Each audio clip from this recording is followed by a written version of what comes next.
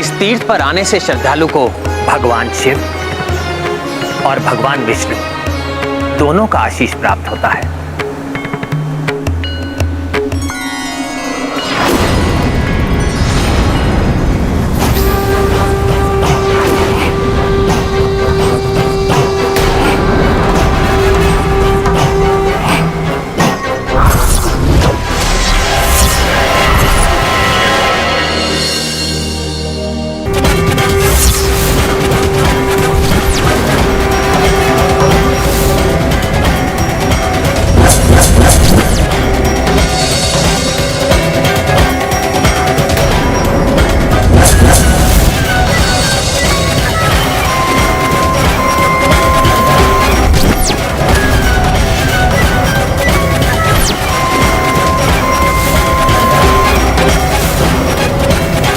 ये भगवान विष्णु और भगवान शिव की छवि वाले कौन हैं? और ये मेरे समान क्यों दिखाई दे रहे हैं?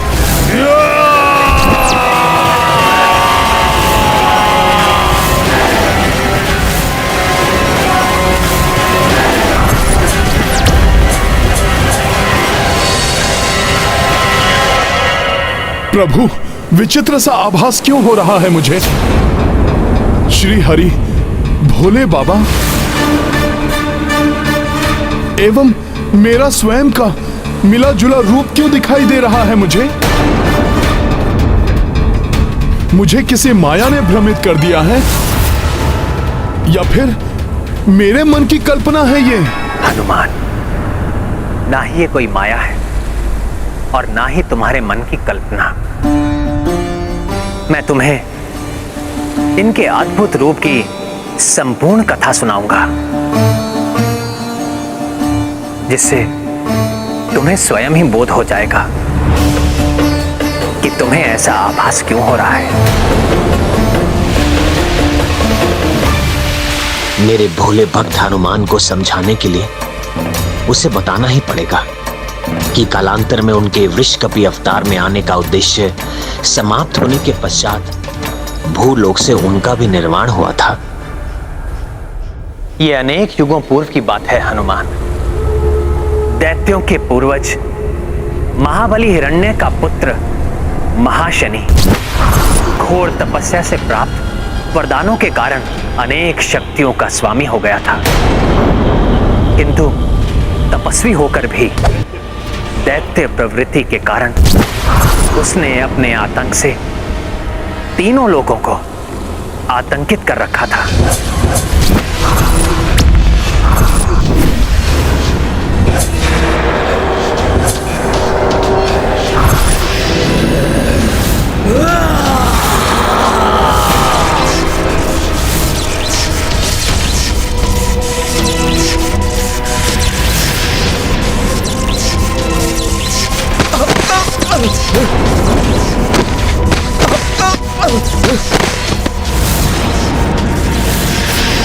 मेरी सेना का अंत कर दिया दैत्यराज महाशनि।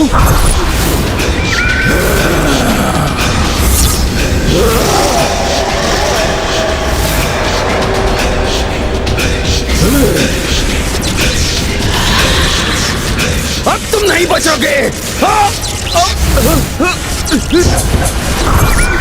सभी विरोधी राजाओं का वध करके महाशनि ने पाताल लोक और भूलोक पर अपना आधिपत्य जमा लिया था। अब उसका अगला लक्ष्य था इंद्रलोक। प्रभु, क्या वो इतना शक्तिशाली था कि देवताओं से भी युद्ध कर सके? उसे विश्वास था कि उसकी शक्ति के समक्ष देवता नहीं टिक पाएंगे, इसलिए इंद्रलोक पर आक्रमण करने के लिए वो एकाकी ही जा पहुंचा। उसके एक भयानक गर्जन से देवताओं के हृदय भी कंपित हो उठे। देवराज इंद्र, यदि अपनी भलाई चाहते हो तो महाशनि को स्वर्गलोक सौंपकर चले जाओ, क्योंकि महाशनि से युद्ध करने का सामर्थ्य नहीं है तुम देवताओं में। मूर्ख महाशनि! पाताल और भूलोक पर विजय प्राप्त करके तुम स्वयं को महाबली समझने लगे। जो देवलोक को विजित करने का दुस्साहस कर बैठे। स्वर्ग नहीं, काल कोठरी मिलेगी तुम्हें, तुम्हारी इस उद्दंडता के लिए। काल कोठरी महाशनि को नहीं, तुम्हें मिलेगी इंद्र, वो भी स्वर्ग लोक की नहीं, पाताल लोक की।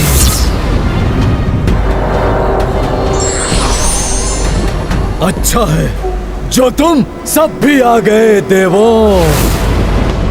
अब तुम भी देखो कि महाशनि कैसे तुम्हारे इस इंद्रदेव को बंदी बनाता है। तुम्हारे इस दुस्साहस का दंड मैं तुम्हें दूंगा महाशनि। मेरे प्रचंड अग्नेयास्त्र से क्षण भर में भस्म हो जाओगे तुम।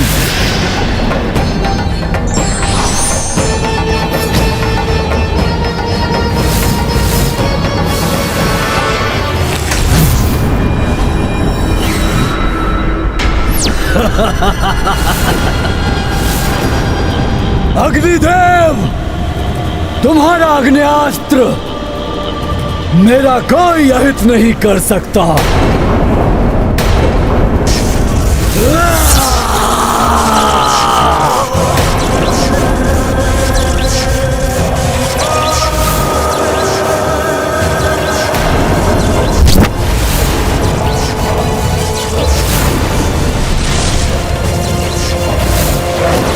मूर्ख देवताओं, व्यर्थ ही इस इंद्रदेव को बचाने का प्रयास कर रहे हो।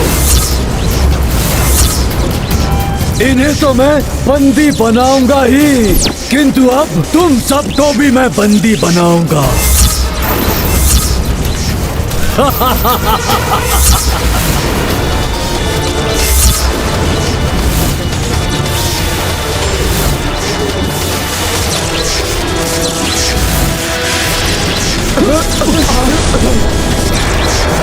महाशनि!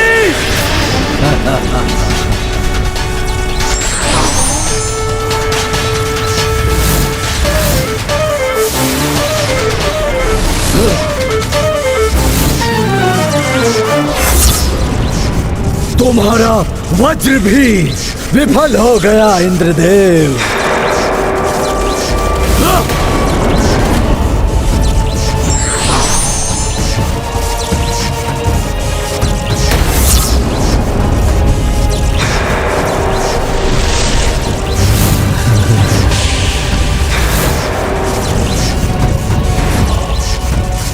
छोड़ दो मुझे, छोड़ दो।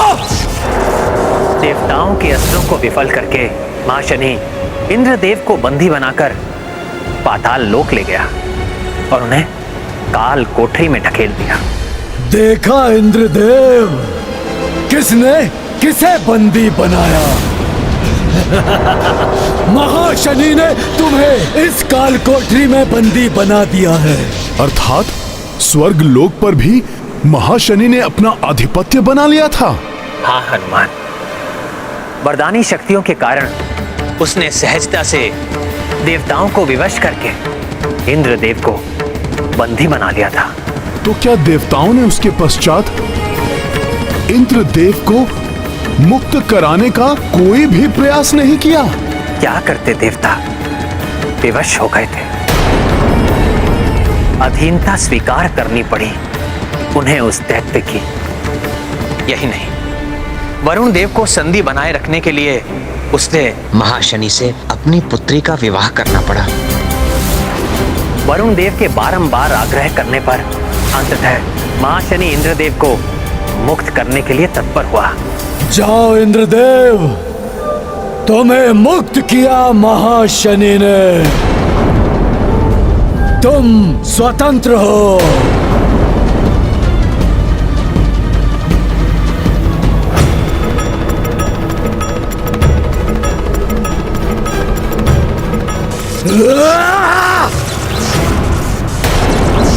सुनो देवराज इंद्र, तुम्हें मुक्त किया है मैंने, स्वर्ग को नहीं। स्वर्ग, सारे देवता और तुम भी सब मेरे अधीन हैं।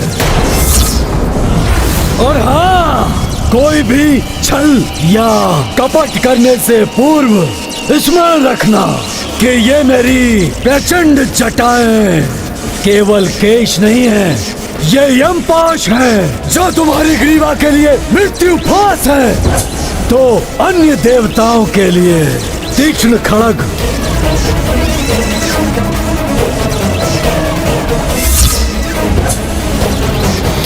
प्रभु, महाशनि ने तो इंद्र आदि देवताओं को अपने अधीन कर लिया। प्रभु, किंतु ये सब उस अद्भुत रूप से कैसे जुड़ा है जिसका आभास मुझे हुआ था? मैं वही बताने वाला हूं हनुमान।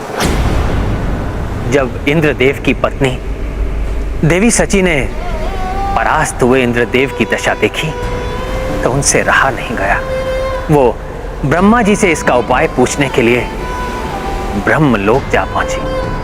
तब उन्हें ब्रह्मा जी से ज्ञात हुआ कि महाशनि को वरदान प्राप्त है कि उसका वध ऐसी महाशक्ति के हाथों ही हो सकता है जो एक साथ महादेव शिव एवं श्री हरि विष्णु देव की शक्ति से उत्पन्न हुआ हो।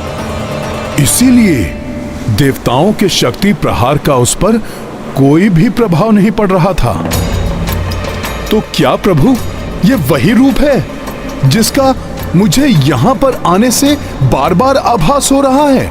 महाशनि के वरदान के बारे में ज्ञात होने के पश्चात देवी सची इंद्रदेव को साथ लेकर इसी गोदावरी एवं फेना नदी के संगम पर आई और यहाँ आकर उन दोनों ने श्री हरि नारायण एवं महादेव की प्रसन्नता के लिए घोर तप किया। वर्षों के कठोर तप के पश्चात महादेव एवं श्री हरि ने उन्हें वरदान देने का निश्चय किया।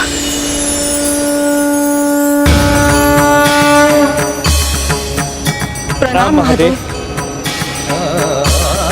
प्रणाम श्री हरि। प्रणाम श्री हरि। इंद्रदेव, देवी शची, आपके कठोर तप से हम प्रसन्न हुए। अतः आप दोनों तपस्या का फल प्राप्त करने के लिए अधिकारी हो गए हैं। कहिए, क्या वरदान चाहिए आपको? दुष्ट दैत्यराज महाशनि का अंत और उसकी मृत्यु से स्वर्ग आदि तीनों लोकों में शांति। तथास्तु।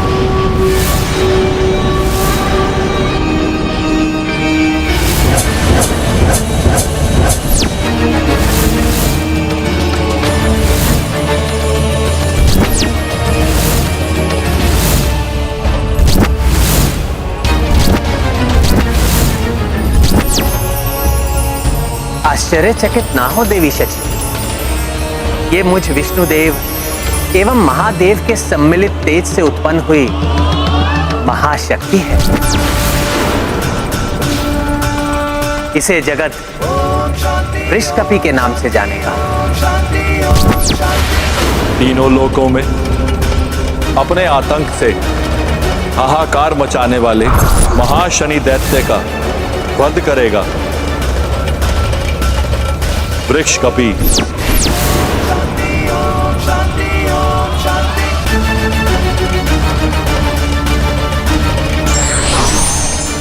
हे मां बलशाली वृषकपि, दुष्ट दैत्यराज महाशनि का अंत करके हम सब पर उपकार कीजिए एवं तीनों लोक को उनके आतंक से मुक्ति दिलाई।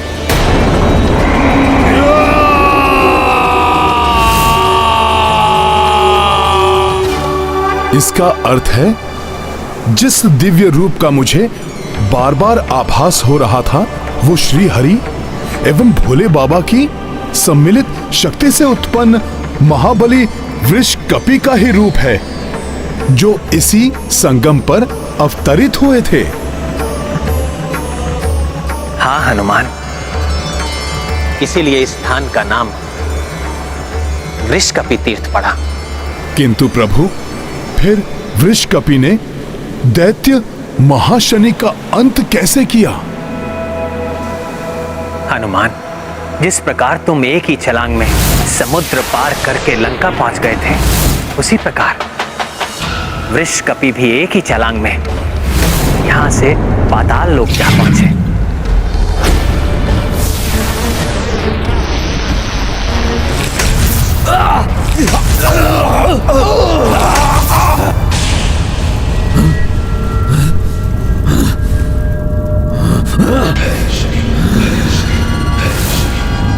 पाताल लोक में ये भूकंपन, ये धरती का फटना, किसने किया होगा ये दुस्साहस? महाशनि!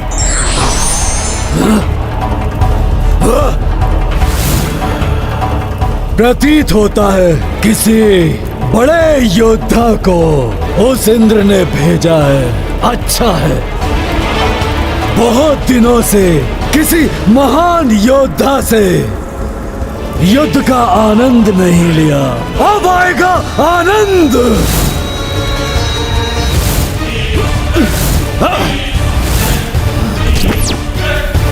तुम जो भी हो, तुम्हारी मृत्यु तुम्हें यहां खींच लाई है।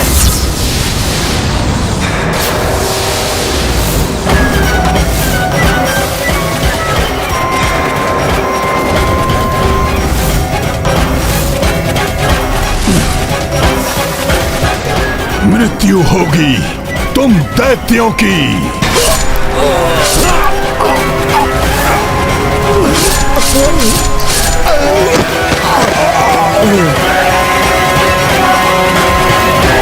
महाशनि नहीं है इनमें।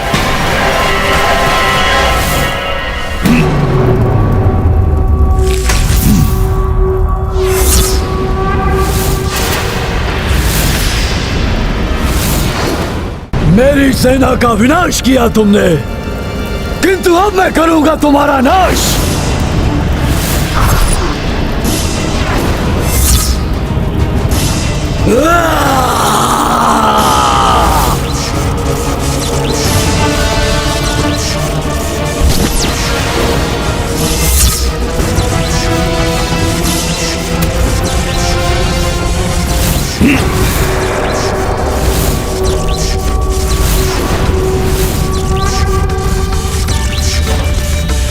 महाशनि, नाश तो होगा तुम्हारा,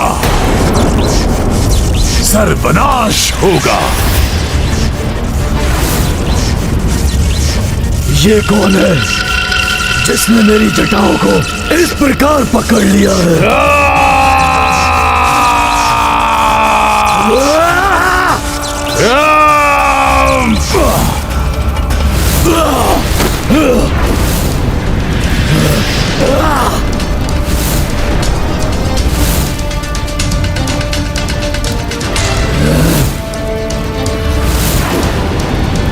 नहीं, नहीं, ऐसा नहीं हो सकता। मैं तुम्हें जीवित नहीं छोड़ूंगा।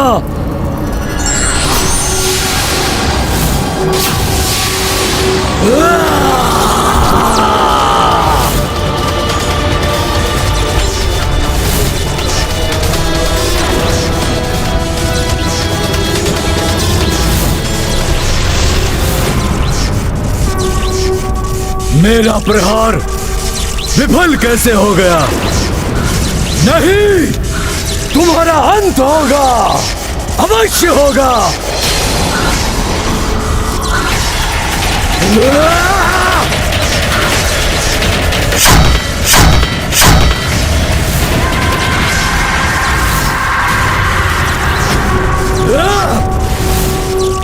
मेरी इन प्रचंड जटाओं को छोड़ दो। आज से पूर्व तो कोई ऐसा नहीं कर पाया। मेरी इन जटाओं ने बड़े बड़े बलवानों को भेद दिया है, किंतु ये कैसे इन्हें पकड़ रहा है? कौन ये? मृत्यु, मृत्यु हूं मैं तुम्हारी। नाम है वृक्ष, कपी। अब होगा आरंभ तुम्हारे अंत का।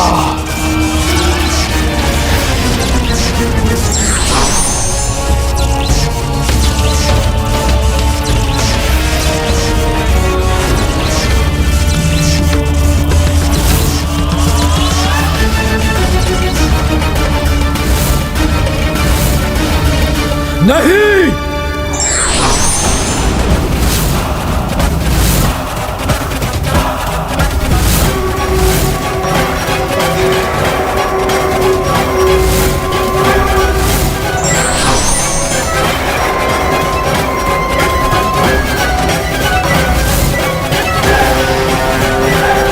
नहीं, ऐसा नहीं हो सकता। मेरी मृत्यु नहीं हो सकती। मुझे कोई नहीं मार सकता।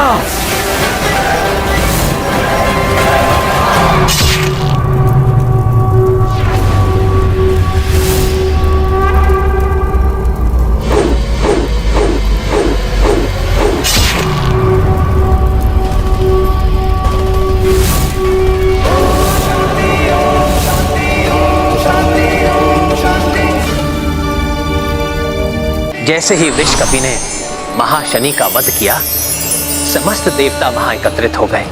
उन्होंने वृषकपि को धन्यवाद दिया।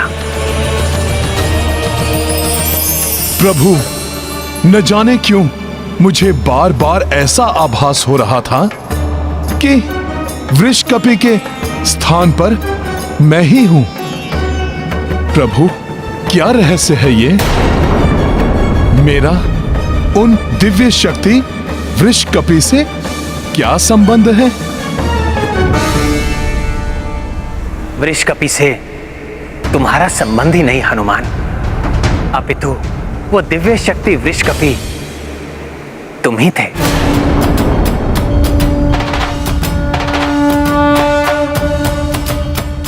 यही बताने के लिए मैं तुम्हें यहां लाया था हनुमान। उस युग विशेष में तुम्हारा अवतार मात्र दैत्य राज महाशनि का वध करने के लिए ही हुआ था। उसके वध के पश्चात तुम्हारे अवतार लेने का उद्देश्य पूर्ण हो गया था, अतः तुम वापस लौट गए थे। उसी प्रकार इस युग में मेरे जन्म लेने का उद्देश्य पूर्ण हो गया है।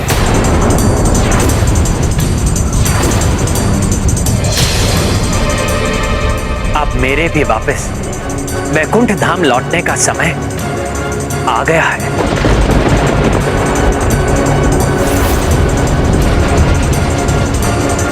प्रभु के विजयों की कल्पना ही हनुमान के लिए घोर कष्टदायी है। प्रभु ही तो संसार है हनुमान के। प्रभु नहीं तो संसार नहीं। बहुत दुखद है ये हनुमान के लिए। ना जाने हनुमान इसे कैसे स्वीकार कर पाएंगे। हनुमान, तुम भक्त शिरोमणि हो, अपना सर्वस्व समर्पित कर दिया है तुमने मुझे। ऐसे में मेरे निर्वाण की पीड़ा असहाय है तुम्हारे लिए। ऐसी ही पीड़ा का अनुभव मुझे भी हो रहा है हनुमान। प्रभु, मेरा हृदय बैठा जा रहा है। अब कह दीजिए ये सत्य नहीं है। सत्य है ये हनुमान। भूलोक को छोड़कर मुझे जाना ही होगा। प्रभु, इस भक्त ने आपके चरणों की सेवा का व्रत लिया है, अतः आपका ये हनुमान आपके साथ ही जाएगा। ये नहीं हो सकता हनुमान, तुम्हें तो अभी रुकना है। नहीं प्रभु, नहीं। हनुमान का सत्य, हनुमान का धर्म, हनुमान के प्राण तो आप है प्रभु। आपके बिना इस संसार में रहकर क्या करेगा ये हनुमान? संसार को तुम्हारी आवश्यकता है हनुमान, इसलिए मेरे साथ तुम्हारा निर्वाण असंभव है। प्रभु, आप ऐसा मत कहिए। आपने वृषकपि की कथा में भी बताया था कि मेरे उस जन्म का उद्देश्य पूर्ण होते ही वो भी भूलोक छोड़कर निर्वाण को प्राप्त हुआ था प्रभु। फिर अभी क्यों? यही तो मैं तुम्हें समझाना चाहता हूं हनुमान। पुत्र, ये उद्विग्नता त्याग कर मेरी बात ध्यान से सुनो। हनुमान, उस युग में तुम हरि एवं हर के अंश से उत्पन्न हुए थे। इस युग में भी तुम हरि एवं हर का ही अंश हो। किंतु प्रभु, जगत तो मुझे मात्र हर अर्थात शिव जी का ही अंश मानता है। शिवांश तो तुम हो ही हनुमान, साथ ही तुम हरि के अंश भी हो। यही नहीं, समस्त देवताओं का अंश समाहित है तुम में। प्रभु, ये आप क्या कह रहे हैं? हनुमान, जब रावण की छत्र छाया में राक्षस महाशक्तिशाली हो उठे थे, देवता संकट में पड़ गए थे, तब देवताओं ने जाकर सृष्टिकर्ता ब्रह्मा जी से प्रार्थना की। ब्रह्मा जी देवताओं को साथ लेकर समस्या के हल हेतु शिव जी के कैलाश धाम पहुंचे। नारायण नारायण, हे महादेव, हे प्रियंकर, हे अभिहंकर, हे संहार के देवता शिव शंकर, अधर्म का नाश करने वाले रावण एवं उसके राक्षसों का संहार करने में हम देवताओं की सहायता कीजिए प्रभु। सृष्टि में अधर्म के नाश संबंधी कोई भी बड़ा परिवर्तन करना हो तो वो सृष्टि के पालनहार भगवान विष्णु की सहायता के बिना नहीं हो सकता। और भगवान विष्णु इस समय अपने अंशा अवतार के रूप में स्वयं ही पृथ्वी पर उपस्थित हैं। पृथ्वी पर भगवान विष्णु के अंश अवतार? हाँ बृहस्पति जी, दिव्य भ्राता युगल नर नारायण भगवान विष्णु के ही अंश अवतार हैं, जो पृथ्वी पर धर्म एवं सदाचरण के स्थापना हेतु कार्यरत हैं।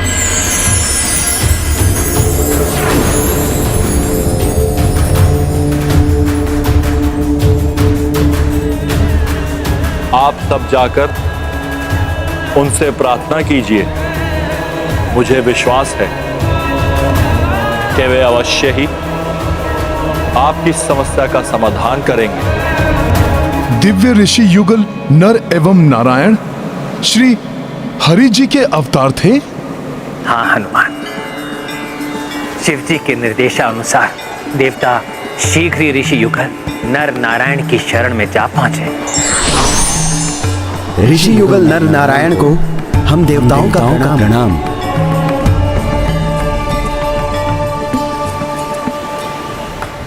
हे तेजस्वी ऋषिवरों, रावण और उसके राक्षस यज्ञ आदि का विध्वंस करके धर्म का नाश कर रहे हैं, अधर्म का साम्राज्य फैला रहे हैं। वो धर्म की रक्षा हेतु उनका संहार करना आवश्यक है। ऋषिवरों, कृपया हमारी सहायता कीजिए। आप सब चिंता मत कीजिए, रावण एवं उसके राक्षसों का शीघ्र ही संहार होगा।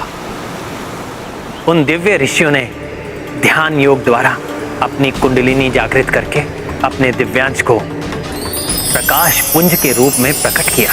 देखते ही देखते उस तेज पुंज में ब्रह्मा जी सहित समस्त देवताओं का अंश भी समाहित हो गया।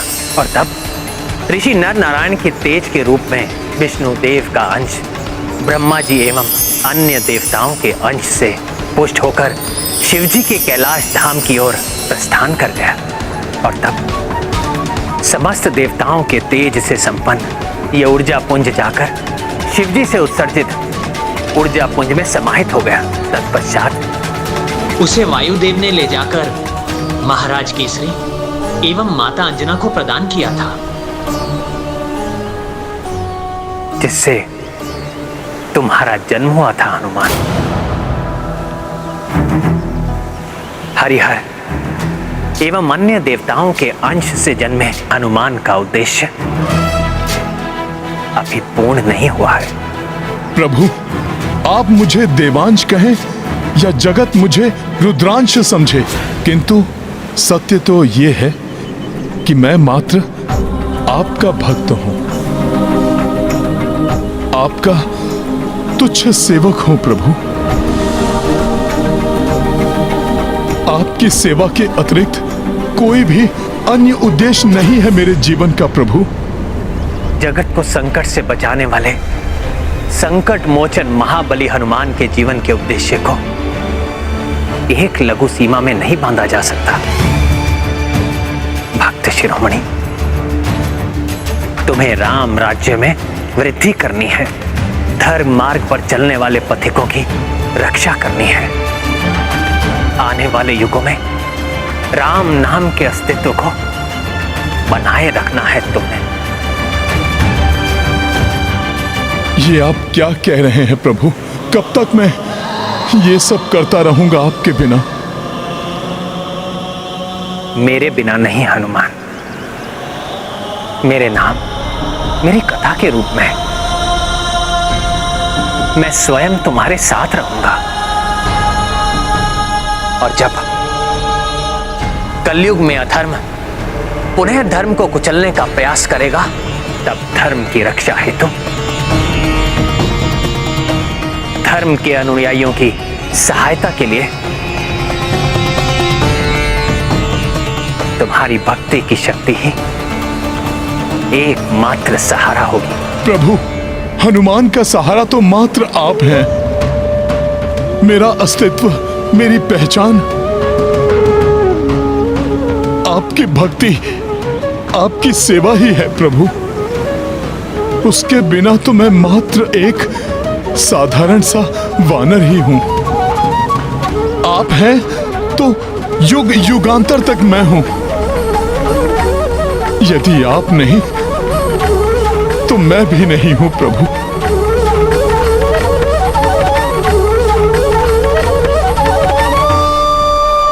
तुम जगत के संकट मोचन हो हनुमान, मात्र अपने लिए कैसे सोच सकते हो तुम? संसार को संकट से बचाना ही तुम्हारे जीवन का उद्देश्य है हनुमान। प्रभु, मेरे जीवन का उद्देश्य आपकी भक्ति है प्रभु। आप ही मेरा संसार है। परंतु हनुमान, मेरे अवतार के अंत का समय आ गया है, तुम्हारे अंत का नहीं। प्रभु, मेरा समय, मेरी श्वासें तो मात्र आपकी भक्ति से ही चलती हैं। प्रभु श्री राम नहीं तो हनुमान भी नहीं। ये गाथा महाबली हनुमत की, रुचिकर लीला राम भगत की। जय जय जय रघुनंदन राम, जय जय जय महाबली हनुमान। सबहु तथ श्री राम सुनाए, किंतु कपीश समझ नहीं पाए। हनुमत केवल भक्ति को जाने, सम्मुख जिसके राम भी हारे। ये गाथा महाबली हनुमत की, रुचिकर लीला राम भगत की। जय जय जय रघुनंदन राम, जय जय जय महाबली हनुमान। हनुमान, अपने प्रभु के प्रति तुम्हारे समर्पण ने मेरे हृदय को द्रवित कर दिया है हनुमान। उचित होगा अब हम संध्या वंदन करके यहां से प्रस्थान करें। अयोध्या में सभी हमारी प्रतीक्षा कर रहे होंगे।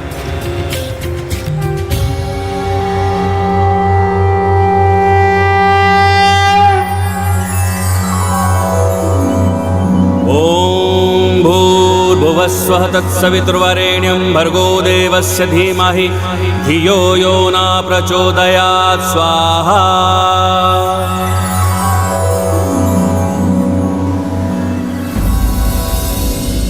प्रभु, मेरा हृदय अभी भी आशंकित है।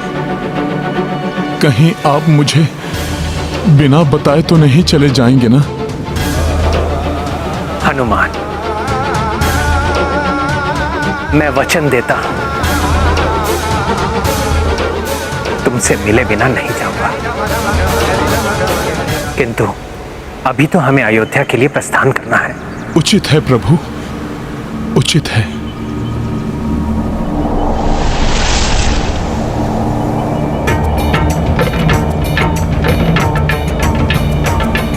कितने भोले भाले भक्त हो तुम हनुमान। भक्ति के अतिरिक्त कोई अन्य रंग तुम पर चढ़ ही नहीं रहा है। ना जाने मैं तुम्हें समझा भी पाऊंगा या नहीं। बहुत विलंब हो गया भैया राम को। अब तक तो उन्हें हनुमान के साथ आ जाना चाहिए था। इतना शीघ्र कैसे आ सकते हैं भैया? हनुमान को स्वयं निर्वाण के बारे में बताना, उन्हें मनाना इतना सहज नहीं होगा भैया के लिए। आप उचित कह रहे हैं भैया। हनुमान जी की भैया राम के प्रति अटूट भक्ति को देखकर ऐसा प्रतीत होता है जैसे हनुमान जी मानेंगे ही नहीं।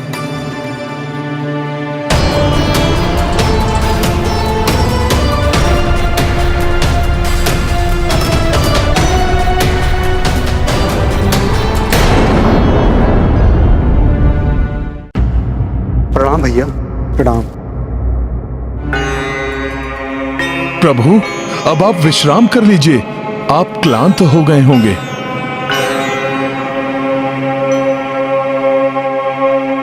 हनुमान, सब कुशल तो है? हाँ भरत भैया, सब कुशल मंगल है। प्रभु को संगम तीर्थ की यात्रा करा दी है। एवं क्या हनुमान? एवं प्रभु ने मुझे उस तीर्थ की कथा भी सुनाई।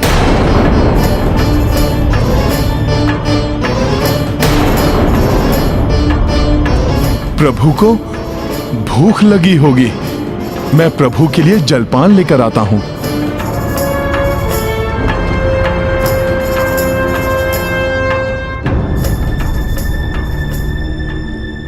मैंने हनुमान को समझाने का हर संभव प्रयास किया, किंतु वो किसी भी प्रकार नहीं माने।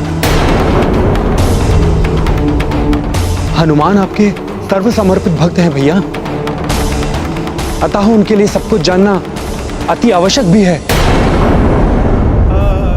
अब मेरे भी वापस वैकुंठ धाम लौटने का समय आ गया है। हरिहर एवं अन्य देवताओं के अंश से जन्मे हनुमान का उद्देश्य अभी पूर्ण नहीं हुआ है। हनुमान भीतर ही भीतर बहुत व्यथित है लक्ष्मण, बहुत भोले हैं वो। उनके नेत्रों से छलकती व्यथा को देखकर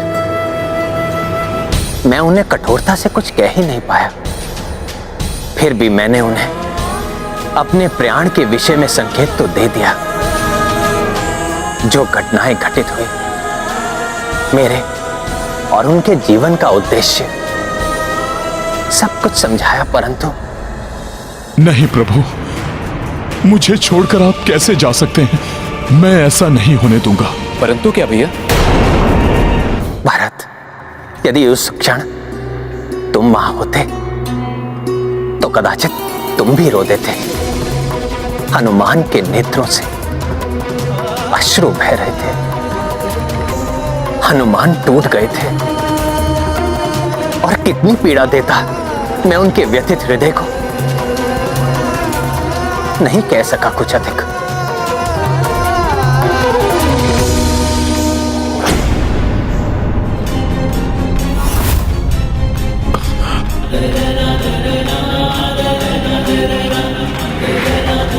हे विधाता, कैसा भाग्य लेखा है ये। क्या दोष है इन नन्हे बालकों का?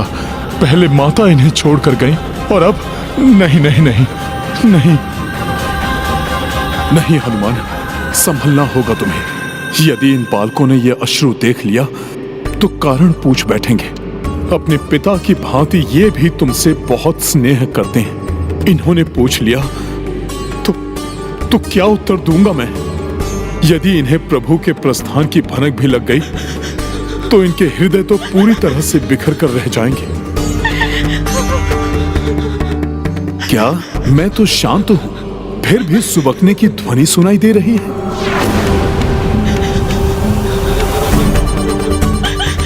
ये तो लव कुश की सुबकने की ध्वनि है। क्या इन्हें भी ज्ञात हो गया है ये सब? इन नन्हे बालकों की पीड़ा तो अपार होगी, पहले माता और अब पिता भी। हे भगवान।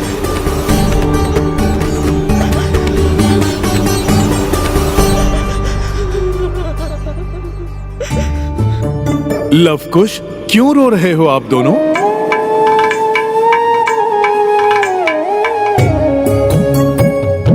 क्या हुआ? क्यों रो रहे हो आप लोग? बताओ मुझे, क्या हुआ? हाँ भैया, हनुमान को स्वयं निर्वाण के बारे में समझाना बहुत कठिन है, और इतना ही कठिन होगा लवकुश के लिए।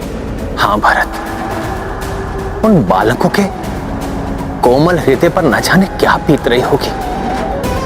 हाँ भैया, शोकाकुल है दोनों, किंतु प्रतीत हो रहा है कि दोनों धीरे धीरे स्थिति को स्वीकार करने का प्रयास कर रहे हैं। मैंने किसी प्रकार उनको स्थिति से अवगत करवा दिया है। मैंने हनुमान को सब कुछ बताया, किंतु ये ना कह सका कि निर्वाण के लिए मैंने सरयू नदी में समाधि लेने का निश्चय किया है। हनुमान जी, सरयू नदी। सरयू नदी? क्या लवकुश, क्या है सरयू नदी में? कुश, उचित होगा कि हम हनुमान जी को सब बता दें। ये सबके संकट हरते हैं, हमारे संकट भी हरेंगे। हाँ अंकुश, अवश्य हरूंगा तुम्हारे संकट। बताओ बताओ, हुआ क्या है? हमारा राज्य अभिषेक होने वाला है। ये तो प्रसन्नता की बात है ना? हमारा राज्य अभिषेक का अर्थ है कि अयोध्या के राजा पिताश्री नहीं होंगे। लवकुश, प्रभु श्री राम दूरदर्शी हैं। उन्होंने कुछ सोच के ही निर्णय लिया होगा। हाँ, मात्र सोचा ही नहीं, निश्चय भी कर लिया गया कि हमारे राज्य अभिषेक के पश्चात पिताश्री, काकाश्री भरत, काकाश्री लक्ष्मण, आप शत्रुघ्न काकाश्री के साथ सरयू नदी में। क्या है सरयू नदी में? एक साथ जल समाधि ले लेंगे।